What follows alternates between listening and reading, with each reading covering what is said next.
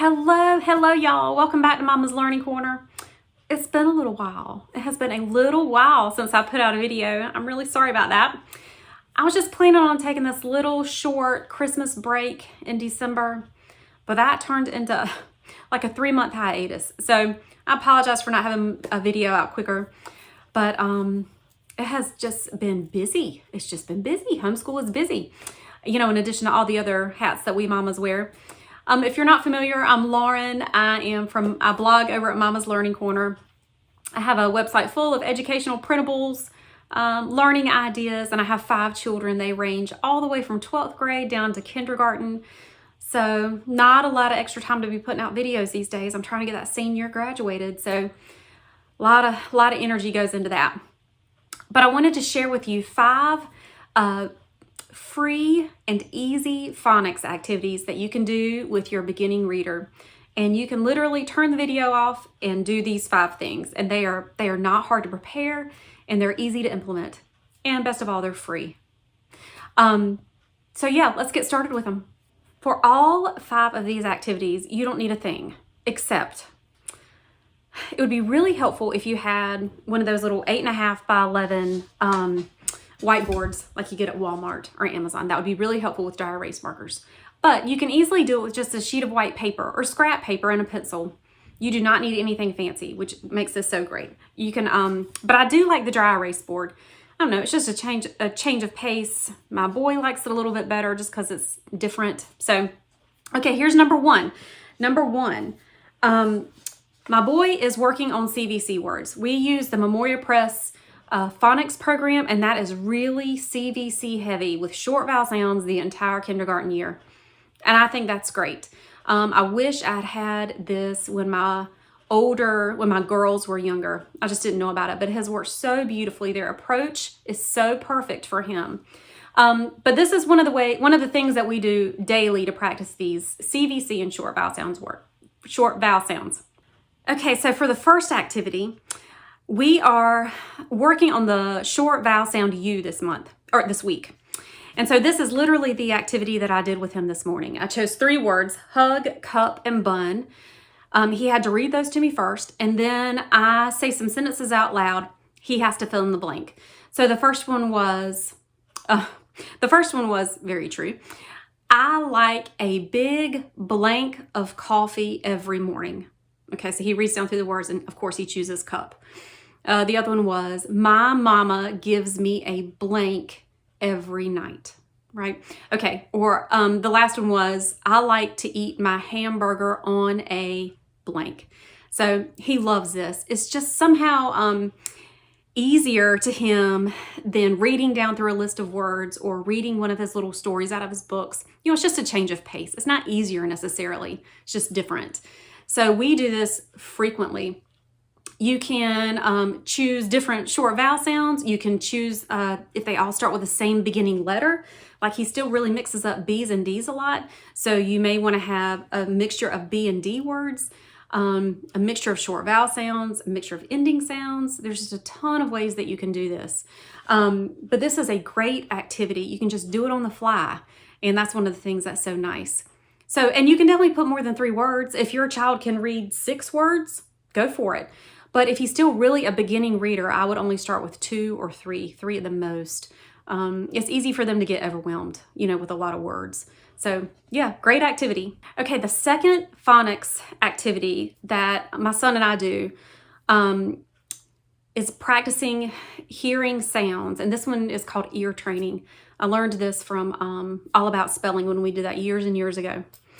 So say I want to practice the T sound, the letter T. So I'm going to say several words, and he needs to tell me whether they start with the letter T or not, with the T sound or not. So he always does thumbs up, thumbs down. So I would say top, thumb up. Mom, thumbs down. Okay, you get the picture. So I go through 5 or 6 of those, and then I change it so he has to do the ending sound. So I would say pot, and I always emphasize it because, you know, you just need to hear that. Or shirt with a T at the end. And then, of course, I give them some that don't, such as globe, that would be a no. You can also do it with the middle sound, also the middle vowel sound. So do these words have the ah sound? Cat, tub. So you can do it that way. You can have a red piece of paper and a green piece of paper. You can have a smiley face written on like a Post-it note, and if they hear the sound, you know, it's on their little hand, they can post it up. There's a million ways you can do it. Do something that's fun and different every single day. The more you can spice it up with like little differences like that, the better it'll be. So this one, it really practices on ear training, which helps tremendously with phonics and spelling. Okay, so for this third activity, I've got my whiteboard back, and you can easily use just a piece of paper and a pencil or a magic marker. This does not have to be complicated. So you see in the first one, I've got a blank. So I'm gonna tell him what I want the word to be, and he has to tell me what the sound is that is made. So sometimes he writes these in with a marker, usually not. I can only push him so far with a pencil. So most of the time, by the time we do these activities, he's already written. And he only has so much writing stamina right now. He's just a 6-year-old boy, so there's only so much writing I'm gonna get out of him. But he can definitely do all of these things orally, which we do. Okay, so if I tell him I want the first word to be bat, then he has to figure out what letter makes that sound, and then tell me. But then I can change it to bit or bet. And then he has to tell me what those things are. So you can practice this with anything. Beginning sound, the medial sound, the ending sound. Like in this one, you could practice it with cat. Okay, tell me what that is. It's a T. Or cap, and then tell me what that is. Or cab, right? Any of those things. Again, if you need to practice B and D, which we often do at the stage we're in, I'll make all the words B, or I'll make all the words D. I can't quite mix them yet. I want him to have some singular practice with that one letter first. But you can customize this. That's what's so great about these activities. You can customize them for those areas that your child needs practice in. All right, this fourth phonics activity, super easy.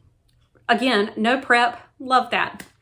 Okay, so in this one, my son and I practice syllables. How many syllables are in a word? Not sounds in a word, that's the next one, but how many syllables are in a word? So for the word cat, just one, cat, right? And then he'll clap them out. But I don't use, even though he's only reading and understanding those CVC words right now, I still use much larger and more complicated words just so he can get in the groove of hearing those syllables. Like elephant. So there's 3. Table. And I literally just look around the room and see what words would be appropriate for us to do. We do maybe 5 or 10 of those. Sometimes I have made a quickie list while I'm waiting for him to get in here to start kindergarten. I've made a quickie list of words that are 1, 2, and 3 syllable words, 4 syllables every now and then. Just so I don't have to think about it on the fly. That's nice if you have time to do that, but this is an easy one just to make up as you go. But I also include sounds that are words that are 1 syllable, but they have many sounds, like flag, flag. I mean, it's 4 sounds, but it's just 1 syllable, flag. So we talk about what those differences are, and so he can hear that it's just 1 syllable. That's going to be really important when he is older and starts to spell multi-syllable words. Syllables play a huge part in phonics. That's on down the road, but this is like the baby steps of getting him there. Here's the 5th activity, phonics activity, that is easy and no prep that my son and I do each week. This one goes along with that same type of ear training. So I have him listen for how many sounds are in a particular word, right? So the amount of letters doesn't necessarily correspond to the amount of sounds. Now, in a word like cub, like a bear cub, cub, is three sounds. But in my previous example, a flag, flag, right? That's the same number. However, words like church, ch, it's really helpful to hear each one and isolate each one of those sounds. So we spend a little bit of time doing that. All About Spelling had this great activity years and years ago that we did that you could use like, they had like a little circular game piece, but you could use anything for it, a quarter, a die from a game, anything. But you pull down the little game piece every time you hear a sound. So I'd have, let's say 6 of them lined up on the table. Let's say 6 quarters. I've used that before. And each time you hear a sound, you pull one of the quarters down. So for flag, it would be f, l, a, g. So you'd have four little quarters, 4 little sounds. And then if you, for example, the word, so I'd put them all back where they go. The next word would be ship. So it would be sh, I, p. So then there'd only be 3 sounds. So again, that's not going to translate to him spelling now because he's just not ready for that. But that really helps all of that ear training and to prepare us for that type of spelling and reading, in the weeks to come. So many of these activities you can just do yourself. You don't need a specific curriculum to hold your hand all the way through those. Some of those things are just easy little phonics activities. But if you're like me and you've just started out homeschooling, when I started out homeschooling years and years ago, I didn't know much at all about teaching phonics, and I really struggled. So I read like everything there is to read on how to teach your children to read. And so these are just little tips and ideas I've picked up through the last 13 years of homeschooling. But if you need specific curricula to hold your hand, which there is nothing wrong with that, and please do if you need it. I do in many different subject areas still, because each year brings something new, right? But for phonics, particularly for a reading program, the 2 that we've used and stuck with through the years, with my first 2 children, I used All About Reading. It was excellent, just excellent. So many of the ideas and ways I learned to teach came from All About Reading and All About Spelling. And then once I used that with my first 3 children, actually. And then with my 4th, I used that in the beginning, but she was just a really struggling reader. And in her 1st grade year, I found out about Memoria Press Phonics, and that between that and traditional spelling from Memoria Press, that was just the perfect combination for her to learn to read and read well. Super heavy emphasis on phonics, and there's also an emphasis on writing if your child needs that. And this, my girl did. Now, when I talk about my boy, he's kind of writing phobic, right? So I just modify the curriculum to help him. I have him write some things, but I don't have him write nearly the things as my girl wrote. Number 1, she liked to write, and number 2, that's how it cemented in her mind, was by writing.